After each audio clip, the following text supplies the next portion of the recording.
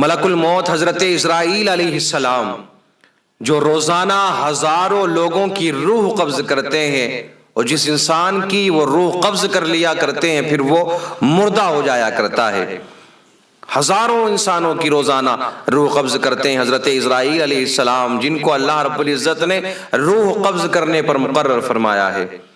ایک بار نا رب کریم نے حضرت اسرائیل علیہ السلام سے ملک الموت سے سوال کیا، اے ملک الموت، اے اسرائیل، ذرا یہ بتاؤ، تم روزانہ ہزاروں لوگوں کی روح قبض کرتے ہو، ہزاروں انسانوں کی روح قبض کرتے ہو، کبھی ایسا ہوا ہے کہ کسی کی روح قبض کرتے وقت تمہیں اس پر خیال آیا ہو، تمہیں اس پر رحم آیا ہو؟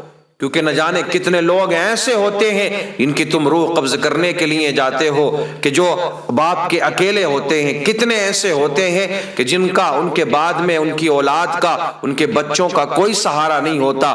آپ نے دیکھا ہوگا میرے عزیزو، کتنے لوگ ایسے ہوتے ہیں کہ وہ پورے پریوار کا سہارا ہوتے ہیں، پورے خاندان والوں کا سہارا ہوتے ہیں۔ کتنی موتیں آپ نے ایسی بھی دیکھی ہوں گی کہ ادھر بچے کی پیدائش ہوئی اور ادھر ماں کا انتقال ہو جاتا ہے۔ کتنی موتیں آپ نے ایسی دیکھی ہوں گی کہ ادھر ابھی اس کے ماتھے پر صحرا بندنے والا تھا اور اس کی موت آ جاتی ہے۔ آپ نے کتنی موتیں ایسی دیکھی ہوں گی کہ ابھی شادی کو 1 یا 2 دن گزرے تھے کہ شوہر کا انتقال ہو جاتا ہے، بیوی بیوہ ہو جاتی ہے۔ تو اسرائیل علیہ السلام سے رب کریم نے سوال کیا، کیا تم کو کسی پر رحم آیا ہے روح نکالتے وقت؟ کہ ہاں تم اس کی روح نکالنے کے لیے گئے ہو اور تمہیں رحم آیا ہو۔ حضرت اسرائیل علیہ السلام ملک الموت عرض کرتے ہیں، مولا 2 بار ایسا ہوا ہے کہ جب میں روح قبض کرنے کے لیے گیا ہوں تو مجھے 2 بار رحم آیا ہے۔ ایک مرتبہ ایک دریا میں ایک کشتی چل رہی ہے، اس کشتی میں سارے لوگ سوار ہیں کہ اچانک دریا میں طوفان آ جاتا ہے۔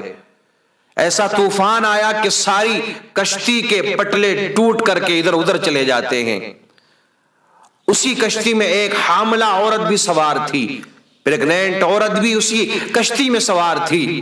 اے رب کریم، وہ حاملہ عورت ایک پٹلے پر بیٹھ کر کے اس دریا میں چلنے لگتی ہے، اسے پٹلے کا سہارا مل جاتا ہے، لیکن جیسے ہی وہ اس پٹلے پر چلتی ہے تھوڑی دور پہنچتی ہے کہ پیدائش کا درد اس کو شروع ہو جاتا ہے۔ تھوڑی دیر کے بعد میں وہ ایک بچے کو جنم دیتی ہے، ادھر اس نے بچے کو جنم دیا، ادھر تیرا حکم آ جاتا ہے کہ جاؤ اسرائیل، اس عورت کی روح قبض کر لو کہ جس نے بچے کو جنم دیا ہے۔ اے مولا، جب میں اس عورت کی روح قبض کرنے کے لیے جاتا ہوں، اس عورت کی روح تو میں نے قبض کر لی، لیکن مجھے اس کے بچے پر رحم آتا ہے کہ اب اس کے بچے کا کیا ہوگا، اس کے بچے کو کون پالے گا؟ اس پانی کے اندر جہاں دور سے دور تک کسی کا نام و نشان تک موجود نہیں ہے، کوئی انسان موجود نہیں ہے، اس بچے کی پرورش کون کرے گا؟ یہ بچہ پروان کیسے چڑھے گا؟ اے اللہ، جب میں اس عورت کی روح نکالنے کے لیے جاتا ہوں، تیرا حکم پاتے ہی روح تو قبض کر لیتا ہوں، لیکن اس بچے پر مجھے بہت رحم آتا ہے۔ میرے عزیزو، یہاں سے ایک پیغام اور ایک درس ہمیں یہ حاصل کرنا چاہیے۔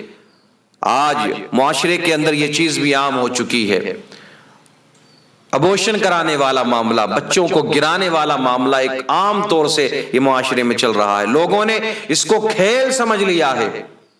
وہ اسرائیل جو روزانہ ہزاروں لوگوں کی روح قبض کرتے ہیں، جوان کی، بوڑھوں کی، بچوں کی، عورتوں کی، جو اپنے ماں باپ کا سہارا ہے ان کو رحم آ جاتا ہے اس بچے پر، لیکن آج وہی مائیں اور وہی باپ جو اپنے شکم میں اپنے بچے کو 2-3 مہینے تو رکھتی ہیں، لیکن اس کے بعد میں دوائیوں کے ذریعے، دیگر آلات کے ذریعے اس بچے کو گرا دیا کرتی ہیں۔ اللہ اکبر!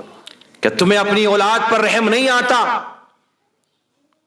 آج ابورشن کرانے والی لڑکیاں، عورتیں خاص طور سے اس پیغام کو سنیں۔ جو جانیں تم نے لی ہیں، جن جانوں کو تم نے قتل کیا ہے، قیامت کے دن اس کے بارے میں تم سے حساب ہونا ہے، اس کے بارے میں تم سے پوچھا جائے گا، اس کے بارے میں تم سے سوال ہوگا۔ اور وہ بچے کہ جن کو تم نے دنیا میں آنے سے روک دیا، قیامت کے دن رب کی بارگاہ میں عرض کریں گے، مولا یہ ہمارے وہ ماں باپ ہیں کہ جنہوں نے ہمیں دنیا میں نہیں آنے دیا تھا، اے اللہ تو ان کو جنت میں جانے سے روک دے۔ کچھ ماں باپ ایسے بھی ہوں گے جو اپنی اولاد کی وجہ سے جہنم میں جائیں گے، اور کچھ ایسے ہوں گے جو اپنی اولاد کی وجہ سے جنت میں جائیں گے۔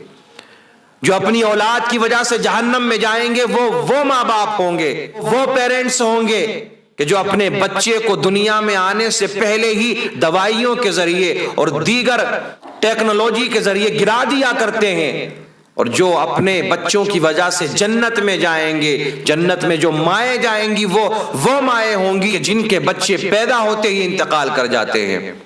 وہ عرض کریں گے مولا ہماری پیدائش ہوئی، ولادت ہوئی، لیکن ہماری زندگی نہیں تھی، اے اللہ اسی وقت میں ہمارا انتقال ہو گیا، اب ہم یہ چاہتے ہیں کہ یہ ہماری ماں ہمارے ساتھ میں جنت میں رہے۔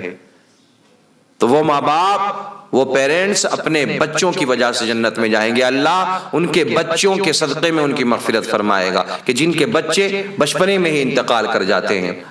یہ قتل کرنے سے پہلے، ابورشن کرانے سے پہلے، دوائیوں کے ذریعے یہ تمام تر خرافات کرنے سے پہلے آپ کو سوچ لینا چاہیے کہ ہم یہ قتل کر رہے ہیں۔ آپ نے اکثر دیکھا ہوگا کہ دوائی کے ذریعے 4 مہینے کے بچوں کو گرا دیا جاتا ہے، معاذ اللہ رب العالمین۔ یاد رکھنا بہت سختی سے آپ سے سوال ہونے والا ہے۔ ملک الموت نے کہا اے اللہ اس بچے پر مجھے رحم آیا تھا۔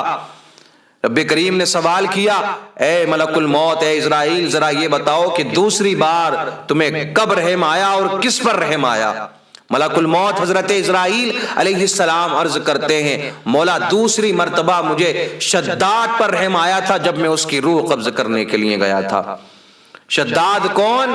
وہ شداد کہ جس نے دنیا میں ہی اپنی جنت بنائی تھی، جس نے پوری زندگی کی ساری کمائی جنت بنانے میں لگا دی، سب کچھ اس میں انتظام کیا، دودھ کی نہریں، شہد کی نہریں، پانی کی نہریں، ہر چیز کی نہر اس میں بنوائی، حوروں کا انتظام کیا، جو اس کی سلطنت میں خوبصورت لڑکیاں آتی تھی، خوبصورت لڑکے اس کی سلطنت میں آتے تھے، وہ اس نے سب اکٹھے کرنے کے بعد میں اپنی جنت میں رکھے تھے۔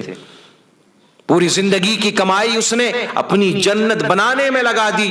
کسی نے آ کر کے پیغام دیا کہ جنت تیار ہو گئی ہے۔ جب اس نے جنت بنانا شروع کی تھی اپنی، تو یہ اعلان کیا تھا کہ جب تک پوری نہیں بن جائے گی میں اس کے اندر قدم نہیں رکھوں گا، جب تک مکمل طور پر جنت تعمیر نہیں ہو جائے گی میں جنت کے اندر قدم نہیں رکھوں گا۔ کسی نے آ کر کے بتایا کہ جنت بن چکی ہے، اب آئیے آپ کو افتتاح کرنا ہے، آپ کو جانا ہے اپنی جنت میں۔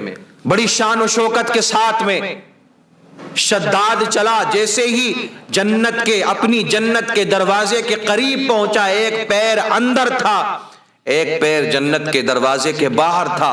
اے اللہ تیرا حکم آ گیا کہ ملک الموت جاؤ اور شداد کی روح قبض کر لو، شداد کے جسم سے اس کی روح کو نکال لو۔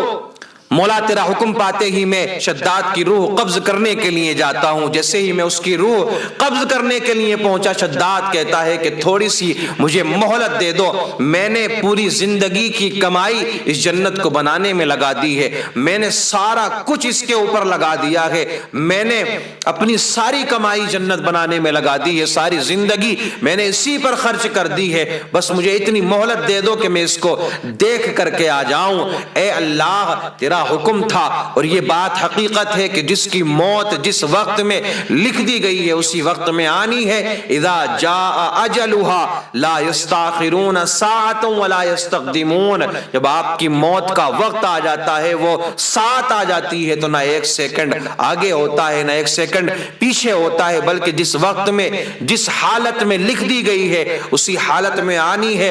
اے اللہ شداد کی روح قبض کرنے سے پہلے مجھے اس پر بھی خیال آیا تھا، اس پر بھی رحم آیا تھا کہ اس نے ساری کمائی اپنی لگائی، ساری زندگی اسی پر لگا دی، جنت بنانے میں گزار دی، لیکن کتنے افسوس کی بات ہے کہ یہ اپنی بنائی ہوئی جنت کو بھی نہیں دیکھ پایا۔ میں نے شداد سے کہا کہ موقع نہیں دیا جائے گا، تیری موت کا وقت آ چکا ہے، تو ایک پیر جنت کے اندر اپنی بنائی ہوئی جنت کے اندر اور دوسرا پیر جنت کے باہر تھا، اور اس کی روح کو قبض کر لیا گیا۔ نبی کریم نے ارشاد فرمایا اے اسرائیل، اے ملک الموت، تمہیں ایک ہی انسان پر 2 بار رحم آیا۔ حضرت اسرائیل علیہ السلام ملک الموت نے عرض کی مولا میں کچھ سمجھا نہیں، میں اس بات کا مطلب نہیں سمجھا۔ رب کریم نے ارشاد فرمایا کہ جس بچے پر تمہیں رحم آیا تھا وہ بچہ کوئی اور نہیں تھا بلکہ وہ بڑا ہو کر کے وہی بچہ شداد بنا، اس کو ہم نے زندگی عطا فرمائی، پھر اس کے پاس میں مال و دولت آیا، سلطنت اس کو ملی، اور اسی کے بعد میں اتنی دولت اس کے پاس آئی کہ اس نے اپنی جنت بنانا شروع کر دی دنیا ہی کے اندر۔ تو جب تم اس کی ماں کی روح قبض کرنے کے لیے گئے تھے تو تمہیں اس بچے پر رحم آیا تھا، جب تم اسی بچے کی روح قبض کرنے کے لیے گئے تھے تب بھی تمہیں شداد پر رحم آیا تھا، تمہیں ایک ہی آدمی پر، ایک ہی انسان پر 2 بار رحم آیا۔